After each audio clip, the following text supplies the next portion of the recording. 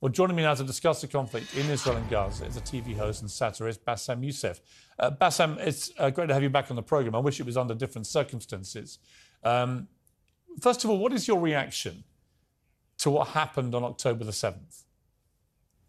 Oh, it was terrible, of course. I mean, we kind of get our news kind of also secondhand because, you know, my wife's family, they live in Gaza. They have cousins and uncles there. And their house also was bombed. We haven't been able to communicate with them for the past 3 days. Communication are lost.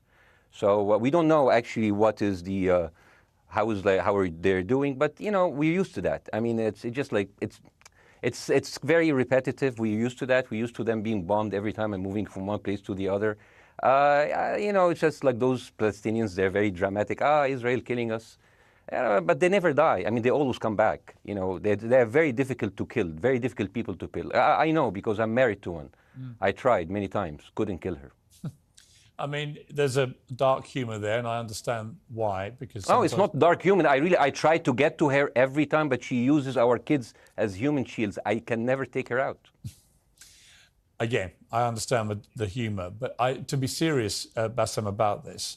Tonight, there is... I will be serious. Now, I will be serious. I was watching your interview with Ben Shapiro, and I'll tell you one thing. Yeah. I think that Ben Shapiro is one of the smartest people who ever walked this earth. He's very, very smart. I follow him, and I believe everything he said. And when he came on your show, his solution was, and I quote, his solution was that the solution for this is for Israel to annex Gaza and to kill as many son of bitches as possible to make sure that this will never happen again.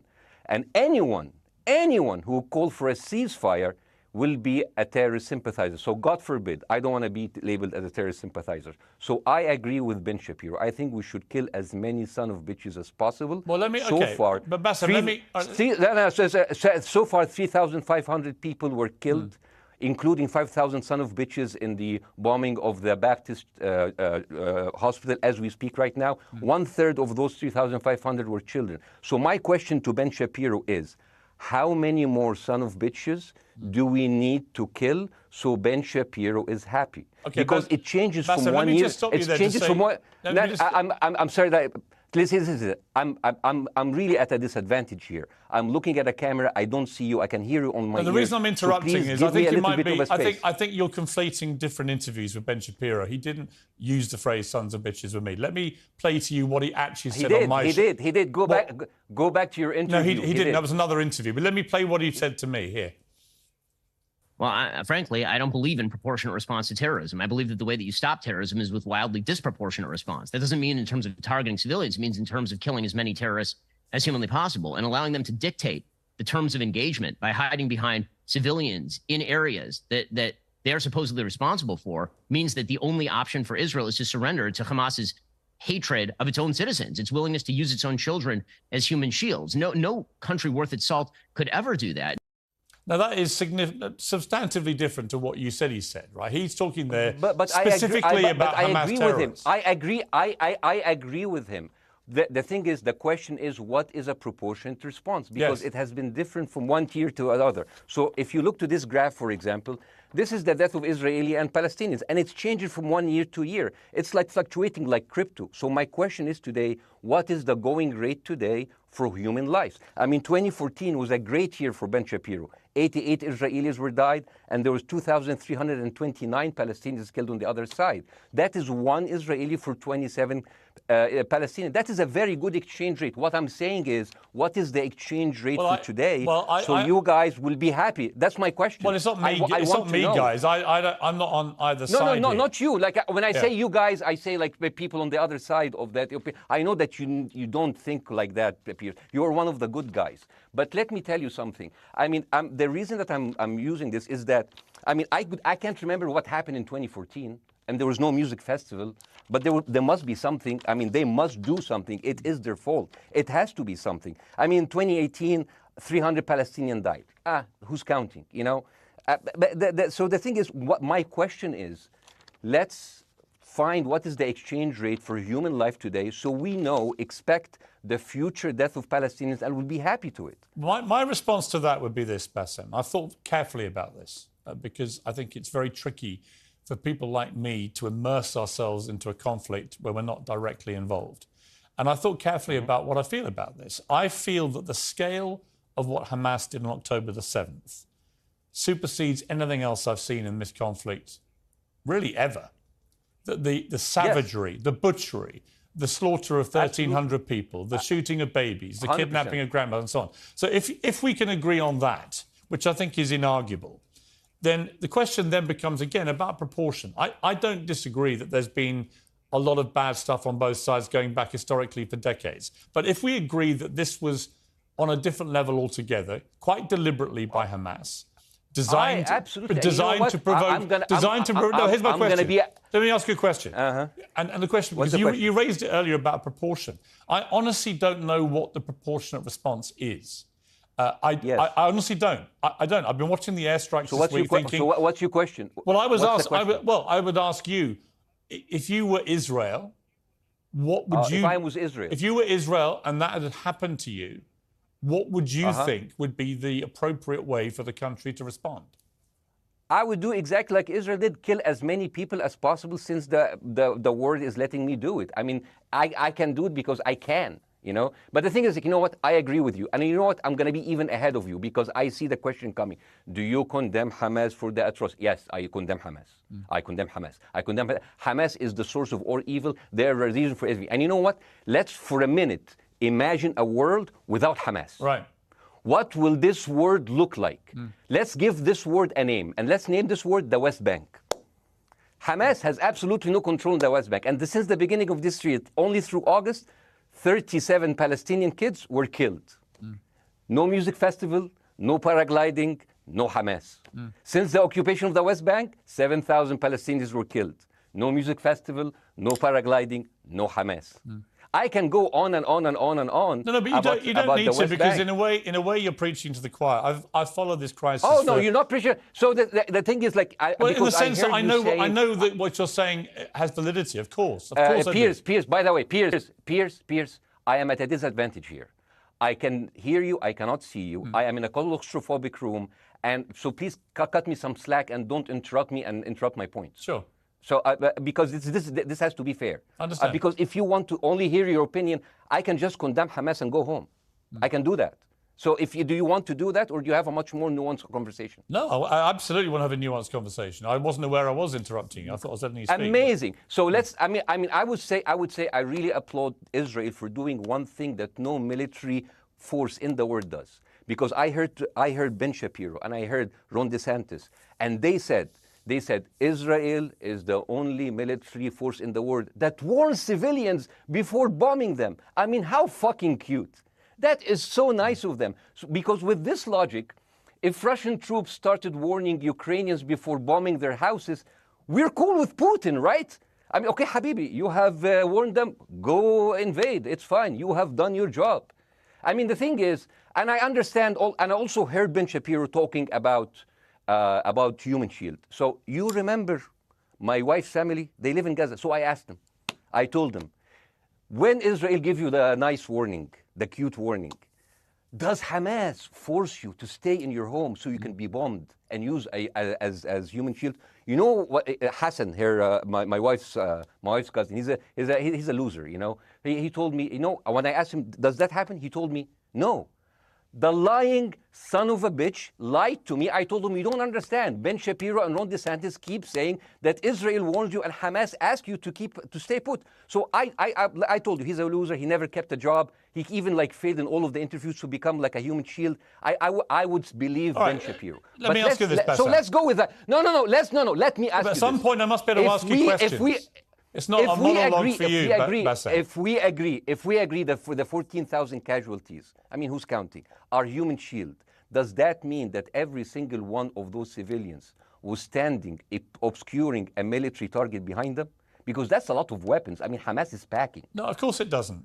And look, it doesn't. So there's some collateral damage. Lots of collateral damage. Yes. It's fine, yeah. You kill some to save some and then kill some more. Yeah, I agree. Yeah. Well, let me ask you this. Again, it comes back to proportionate response. When the world decided it had to get rid of ISIS because of the appalling butchery they were carrying out, it did so by also killing very sadly, a lot of civilians along the way by doing airstrikes against places which But killing civilians are inevitable. You said that in the beginning. My point is, it's inevitable. Yeah, but once Israel has decided that they want to get rid of Hamas, and Hamas is embedded with civilian population, I'm very concerned about what's going to happen next. I've written a column tonight saying, I remember the Iraq War, which I opposed, right? I remember all this. So my question for you is, what would you think would be an appropriate response by Israel to what happened? Well, these are years of disproportionate responses of Israel. Right. Did it solve the solution? Did it solve the problem? Did it work before, so it will work? What will be the surprise this time? What will be the twist that will make this work this time? What will be different this time? Seriously, I mean, like, this is only the last 15 years. I mean, because it's too many papers. I just got this. But how will this be different? And the thing is, I am so glad in the introduction that you mentioned the Iraq War. I applaud you, Piers, for saying that, because you were honest about it. You said that spreading lies like WMDs make people look at those people as less of humans, and they would accept the death of 1 million Iraqi, whether by sanctions or by invasion, right? You are a good man. This is amazing. And you know what is similar? Is when you spread the lies of 40 decapitated babies, although it was refuted. So what happens when people hear that, killing babies is horrible. But when you say decapitated 40 babies, you are planting a certain image with a certain trigger in people's mind. Who has said that? Who has said 40? Who has said that? Who has said 40 decapitated? Who has said that? You have repeated. No, I haven't. What? I've never said that. You haven't said on your show 40 decapitated babies? Never. Ben Shapiro didn't say it? No. Ron DeSantis didn't say Nobody it? has said it. Okay, no, nobody said it? No. Oh, okay, maybe I am wrong. Decapitated. Here's you're wrong. I've never said that. The thing, what happened, no, you're wrong. But the thing is, when Iraq, the thing is, the same thing is happening in Iraq. Ben Shapiro once tweeted, not even about Gaza, about the West Bank, when Israel continued to build the illegal settlement. He said, 2017, Israel likes to build things, and Arabs, not Palestine, not Hamas, Arabs like to bomb crap and live in open sewage. Yeah, I thought that was very the Israeli defense minister, he said, those are human animals. And the thing is, Ben Shapiro should know better, because, long before the Holocaust, before Jewish people were thrown in the gas chambers, the Nazi propaganda called them rats. Now, as a human being, I will never accept that another human being being thrown into a gas chamber. But a rat, kill 10, kill 1,000, 3,500. They are son of a bitch. They are human animals who live in open sewage and decapitate babies. And because of that propaganda, Mr. Morgan, that guy in Illinois, the 71-years-old guy, he killed, stabbing the 6-year-old Palestinian kid in Illinois 26 times. And he used to play with him. They used to be friends. But he went in, marching into their apartment, stabbing his mother and killing him, shouting, all Muslims could die. Yeah. It took you 80 years to change one word from Jewish to Muslim. And then you transferred your guilt to us and took away our land. Bاسم, let me ask you a question. That deal sucks, man. Let me ask you a question. How do we get from where we are now to peace? Well, first of all, you need to change the perception. Nikki Haley, the American presidential candidate, said, we are in Israel in this because it's a fight between good and evil. Now, if you already decided someone is good, he can do no evil. And if you decided someone is evil, it's good to kill them. Killing them is good. You see, and the thing is, it is not like something new. I mean, I look at history and I see, I'm sorry to say this, but Westerners has always dealt like this with indigenous people. You first treated them like savages, Native American, First Nation, Aboriginal. They're savages. Kill all the savages. And then when they're almost extinct, you start feeling sorry for them, like animals. So maybe the solution is that we kill as many Palestinians as possible, so the few of them that remains do not bother you. And maybe Netanyahu, when he lives for another 100 years, he'll become a tree hugger. Let me just challenge you on this. And he will campaign for preserving the three Palestinians. You keep talking about Westerners like me. Okay, so let me return the favor, okay? Hamas is dedicated to the complete eradication of Jewish people. I am not the spokesman for Hamas. I'm not saying you are. Why do you keep... I'm not saying you are. I'm not their spokesman. You're talking to me. I fucking hate them. Bassem, fuck Hamas. Hamas. No, are you happy? You're missing my point. You're talking in a generalized way about people in the West who always talk about Arabs as savages. I don't. No. I'm talking about America. I actually led the campaign. I led the media media campaign in this country against the Iraq War. Okay, so I don't see... I don't see people in the Middle East as savages. You are one of the good ones. But what I would say is... I'm not talking about you. You're great. No, it's not about me being great. You're amazing. We love you. It's about the way Hamas behaved on October the 7th was like savages. Like a pack of savages. It was the worst atrocity against Jewish people since the Holocaust. There has to be, of course, there has to be a response. They should be eradicated. My question for you is, notwithstanding the history, Bassem, what is the proportionate response? But I don't know. But there's no Hamas in the West Bank, and they're still dying there. So what's your excuse? I don't have any excuse. Okay, what's your explanation? Sorry, my earpiece went down. Listen, I don't make any pretense that this hasn't been a massive problem between Palestine and Israel going back to the mid-40s. We all know this, right? Piers, listen. I'm not saying that you're making excuses, but if you are adopting a certain point of view, you have to at least defend it. I'm telling you, there is no Hamas in the West Bank. What is the excuse? Not your excuse. What is the excuse to kill those people? Well, listen, this question of proportionality is one that... No, answer my question. I've been answering your question. You answer mine. It's actually not my job to answer your questions. It's not. Okay, not your job. Not. I agree with you. I'm more interested in you, who has family in Gaza, who's an Egyptian in the Middle East, right? I'm more interested in what you have to say. Okay, I'm telling you.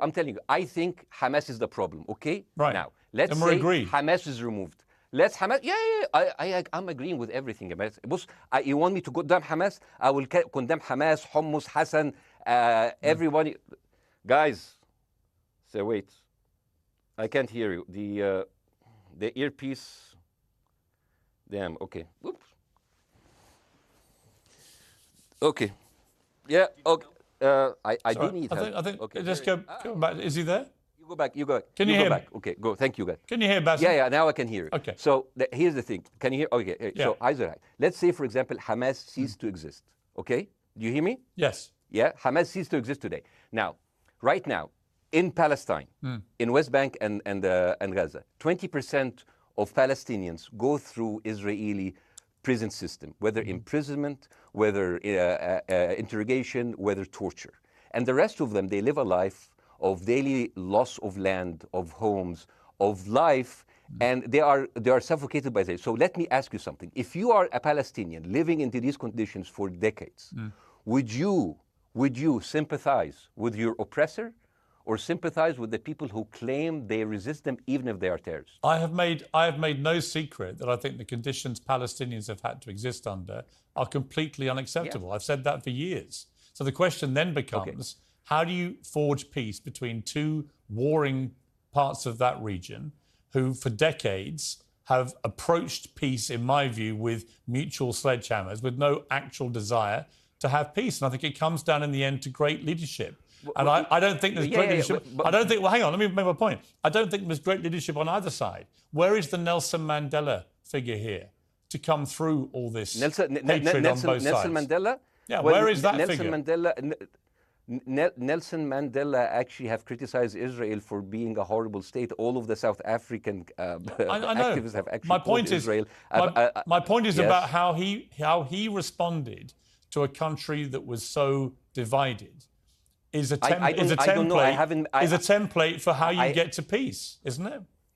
I haven't met Nelson Mandela, so I wouldn't know. But like there is a point. There's a very important point here. You know, I want to understand what is the logic of Israel carpet bombing Gaza. I mean, if there's a logic, if this will make Israel safe, I want to hear the logic. So if they continue bombing, what are they hoping to achieve? Well, I think we know what their stated aim is. Their stated aim is to eradicate and wipe out Hamas. They believe Hamas are living predominantly in northern Gaza. They also are aware they're living amongst civilians. So it's an incredibly difficult thing. As I said in my monologue, it is very, very difficult to see how they do this without massive collateral damage.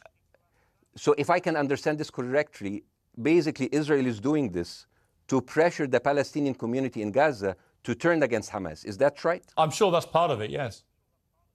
That's part of it. So this is exactly what terrorist organizations do, because terrorist organizations will have no chance beating a whole nation in battle. So they terrorize and they kill the civilians in order to spread fear and terror so they can turn against their government to change their policy or to resign. You have just compared Israel with ISIS. No, I haven't. I don't see any comparison between It's going to be the headlines tomorrow. Piers Morgan, Israel is ISIS. Only amongst people who weren't listening. The comparison, which is more apposite, is ISIS and Hamas. They are both nihilistic terror groups intent on killing as many Jewish people and others as they can possibly kill. And you can't get peace with people like that.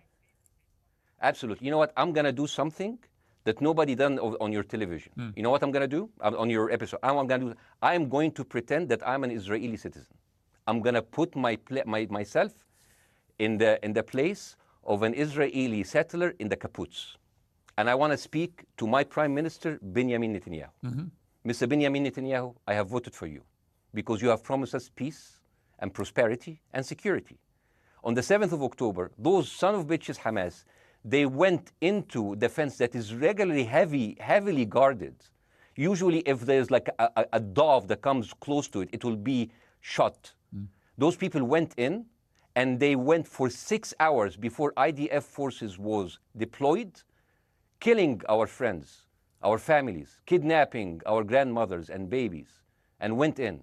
I want to ask you, Mr. Prime Minister, after you have fractured the Israeli community and you have fucked our courts, our Supreme Courts, what are you doing with the money being given to you, to the United States? Also, you are carpet bombing Gaza with absolutely no regard to our hostages, our people. I heard a rumor in the kibbutz that you're doing that you let that happen as an excuse to carpet bomb Gaza, so you push them into Sinai. And I didn't believe it. It's like, not my prime minister. He can never do that. And then I watched an interview for Danny Ayalon. He was your chief advisor. He was also the Israeli ambassador to the United States. And you know what he said, Mr. Prime Minister?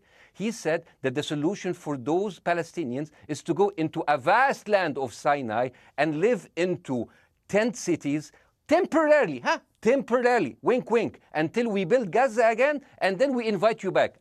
يعني عبط احنا بقى. يعني فاهمني؟ أصل we've seen this movie before.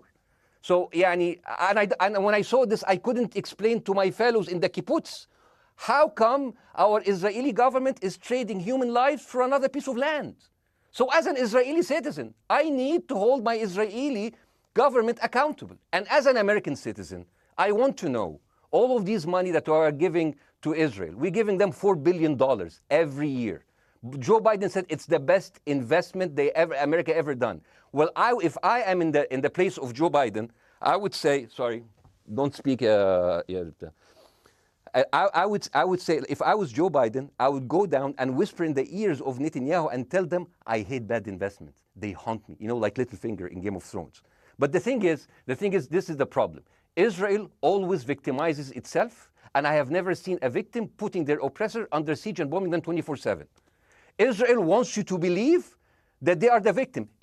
Dealing with Israel is so difficult. It's like being in a relationship with a narcissistic psychopath. He fucks you up, and then he makes you think it's your fault. All right, you Bاسم, look at Israel as Superman, but they're really Homelander. Wallahi, they are shooting Bاسم, fish in a barrel, and they are annoyed with the splashes. Bاسm, I want to say two things. One, if you could just slightly manage your language. We are uncensored, but if you keep swearing, I'm very sorry. We have to apologise to viewers who may be offended by that. I apologize. But I understand passions run high, so let's not get too bogged down about the odd swear word. I apologize to the viewers. I apologize to the viewers for my language. My second question is this: after the sight of dead civilians. After the break, we have the managing director of the Daily Wire, which is Ben Shapiro's company. We were going to interview him on his own, but he's happy to come on and talk with you directly if you are prepared to stay. Well, of course, I can stay, but again, I am I am in a disadvantage, and I would like to have my space to respond. Okay, we'll come back after the break. Because here's the thing. There's Bassem, two things we've I want got to go to a before, break. all right? When we come back from the break, we'll be you and Jeremy Boring from the Daily Wire. I have news. We're taking a short break, Bassem. I'll be back. Welcome back to Uncensored. For more on the situation in Israel, I'm joined now by the CEO and co-founder of the Daily Wire, Ben Shapiro's partner, Jeremy Boring. Jeremy, thank you very much indeed for joining me. I'm sorry we demoted you earlier to mere MD. You are the CEO and co-founder. You know Ben Shapiro better than anyone, really. I did a big interview with Ben, obviously, the other night, which went around the world and has sparked a big reaction, including from our guest, Bassem Youssef, who's still with us. First of all, you've been listening to Bassem and what he's been saying. What's your response? Well, first of all, I make it a point not to speak for Ben Shapiro. He's got 20 IQ points on me and speaks for a living professionally, so he's much better prepared to defend himself. But as his business partner, as his best friend, I do feel like I have to respond to the things that Bassem was just saying. First of all, the question of how many sons of bitches have to be killed in order to end this conflict, I suppose that the answer is as many of them as it takes. That doesn't mean that I or Ben or any decent person in their right mind is happy with the killing of civilians. I posted at the very beginning of this conflict that a woman or a child blown apart in Gaza is just as tragic as a Jewish baby killed in one of the settlements. That doesn't mean that Israel's actions and the actions of Hamas are morally equivalent. You know, the tragedy is the tragedy, but the moral equivalency is nonsense. If you entered Israel with the express purpose of targeting and murdering civilians with your own hands in cold blood, that is not comparable to Israel bombing targets in the Gaza Strip and killing civilians as a terrible, tragic consequence. War is terrible. War is an awful thing. That's why decent people don't lightly engage in war, and why Hamas should not have incited this war. You know, we can talk about the history of the Israeli conflict. I'm not a professional political commentator. I'm a CEO. I'm a screenwriter, and I'm certainly not Ben Shapiro. I'm not here to discuss the history of the Israeli-Palestinian conflict, but we all saw what happened on October 7th. And the idea that Israel was not going to react severely to that, or that Israel should not react severely to that, is ludicrous. And Jeremy, let me ask you that Ben Shapiro should be a moderating voice, that Ben Shapiro should be, saying, no, Israel should not respond in this situation. That's nonsense. Let me ask you, though, Jeremy, the question which I think is the big question. What is a proportionate response to that outrage on October the 7th, which is the worst attack on Jewish people since the Holocaust? What is proportionate? If it's true, as reports are suggesting tonight, that there may have been a hospital hit by an Israeli strike and up to 500 people or more have died, that would seem to me, if that is verified, and it's not verified yet, you know, we don't know exactly what has happened other than there's been a hit on this hospital. But if that is verified to have been an Israeli strike, that will strike many people as disproportionate. Certainly. But first of all, I don't know what a proportionate response is or why we would want it. I suppose a proportionate response would be for 3,000 Israelis to go through the fence, gun down innocent Palestinian women and children, burn their bodies, burn them alive, take hostages, rape their women. No one wants a proportionate response. No moral person could possibly call for a proportionate response. The purpose of war is to defeat your enemy. The West has, in my lifetime, forgotten the purpose of war because the true cost of war is so terrible. The last time the West engaged in war and won it was World War II, and they did it through incredible brutality. They did it by bringing their enemies to heel. That is not a thing to That's not a thing to rah-rah about. That's not a thing to look forward to. As I said, all decent people should avoid war. But I think the sort of lie of the post-World War II, the post-war consensus lie, is that somehow war in which you kill a bunch of people and don't secure victory is morally superior to war where you do secure victory. I would say that the only way to morally justify a war is to win it. Otherwise, the very argument that brought you into the war, this enemy must be defeated, ends up being proven a lie. I mean, Afghanistan, I think America had every right to go into Afghanistan. The Taliban was harboring Osama bin Laden and Al-Qaeda. Al-Qaeda flew planes into buildings in the United States, killed thousands of our citizens, brought the nation into untold agony, pain, and horror. America had every right morally to go in and destroy the Taliban and destroy Al-Qaeda. Yeah, but I would argue, the Taliban now rules in Afghanistan. The war was not won. But that's my point, actually. I've done a column about this tonight for The Sun here in the UK, which is I was editor of a newspaper when the Iraq war happened. I opposed it very aggressively as the editor of the paper. And sadly, we were borne out by events. It was a complete disaster, the Iraq War, in my view. It was illegally contested, I think. And the consequences were appalling in terms of loss of life, 1 million people, in terms of ISIS being allowed to breed and create their merry hell around the world, in terms of complete dismantlement of Iraq itself as a functioning country.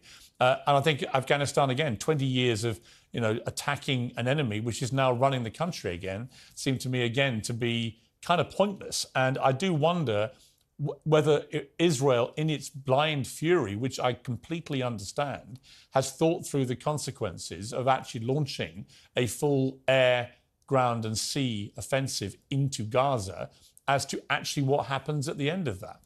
Well, I suppose Israel wasn't really given the opportunity to fully contemplate what the consequences of that action might be, because Israel didn't instigate this war. This war was instigated by a horrible terrorist attack on Israel. And a state is put in a position where it has to respond. Now, one might argue that the very fact that Israel has yet to actually launch their ground invasion means that they are actually making a calculation about what the cost will be, what victory looks like. Any rational person, any decent person can engage in a conversation about what is the appropriate response for Israel. Of course they can. But this sort of moral equivalency thing, I don't think is a sign of decency to engage in a conversation about moral equivalency. Let me bring Baasim back in. You've been listening to this, Baasim. What's your response to what Jeremy's been saying? I'm sorry, I didn't catch the gentleman's name. It's Jeremy Boring. He's the chief executive of the Daily Wire and co-founder with Ben Shapiro of the Daily Wire. Hi, Jeremy. Please say hello to Ben Shapiro and please tell him that I do think he is the smartest person to ever walk the earth. Thank you so much. So, as response to Jeremy, I agree with everything you said. I mean, what is disproportionate? I mean, he just used the examples from Second World War and America, showing that civilian casualty is, I mean, I heard his voice. He was very sad, and as he was telling us, it is so inevitable to kill so many civilians because it's something that we cannot avoid. I hear the sadness in his voice, and I know that it's a very difficult decision to kill all of these civilians because that's for a higher cause, and I understand. But my question, I have two questions. The question is, how can you justify the killing in the West Bank where Hamas does not exist? And if the disproportionate response during over all of these years have actually worked, what will be new this time that did not happen before? I just want to. That was my question. Okay, that was my question. I'm gonna. Okay. So now, if I ask the question, can I say something on my side? Well, a little bit personal? Baasim, with respect, a little bit personal. Baasim, with respect, I gave you half the show to have your side. Jeremy's had a lot less time. I'm going to have to. You move want me on. to leave? Baasim, or do you want me to stay? I'm going to have to let you go because we've been on air with you for 40 minutes. Oh, okay. Now. Bye bye. Right? But listen, bye bye. I would like to talk to you again, and thank you for joining the program. I appreciate it. Oh, by the way, my wife's family is all right, and they sent us a house. It's bombed. It's beautiful. It's going to be a good like Halloween theme. So well, I'm very sorry for what your family are going through in Gaza, and I mean that very sincerely. By the way, I don't know. I don't know I don't know him. By the way, I haven't actually met them. They didn't even come to my wedding. They couldn't because they are stuck in Gaza. Okay. And she never saw them because Gaza is not a destination. Baasim, as I say, we hear their voices and it's they die. It's fine. It's fine. Baasim, I wish your family all the very best. Thank you for joining me. I appreciate it. I don't. Thank you.